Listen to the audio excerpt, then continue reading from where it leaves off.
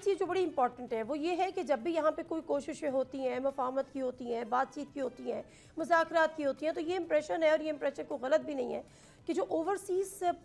جو P T I chapter کے لوگ ہیں وہ سوشل میڈیا پر اس حد تک ایک ایسی کیمپین چلاتے ہیں، اور اتنی ہارش اور اتنی کرٹک اور اتنی پرسنل کہ وہ رکاوٹ بنتی ہے، اور شاید خان صاحب کی مشکلات میں یا پی ٹی آئی کی مشکلات میں اضافہ کرتی ہے۔ میں شہباز گل سمیت دیگر کی بات کر رہی ہوں، آپ ان کو اون کرتے ہیں، ایسی کیمپینز کو اون کرتے ہیں، یا آپ کو لگتا ہے کہ یہ نہیں ہونی چاہیے، اٹس سارٹ آف ایکسٹریمزم؟ دیکھیں جی، آپ بھی اب سمجھدار آپ لوگ اس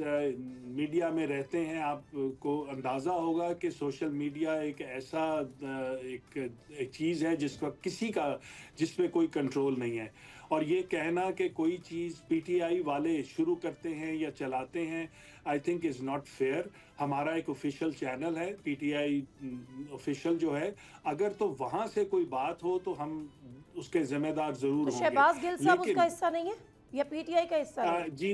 جی نہیں، گل صاحب پی ٹی آئی آفیشیل کا حصہ نہیں ہے، وہ اپنا پرائیویٹلی ایک ویلاگ کرتے ہیں، اور وہ اپنے جو خیالات ہیں ان کے، وہ خود رسپانسبل ہیں ان کے، وہ پی ٹی آئی کے خیالات کو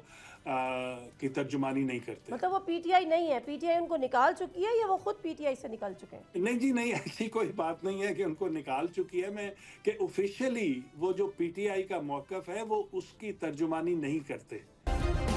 سبسکرائب کریں اور بیل دبائیں تاکہ کوئی خبر رہ نہ جائے۔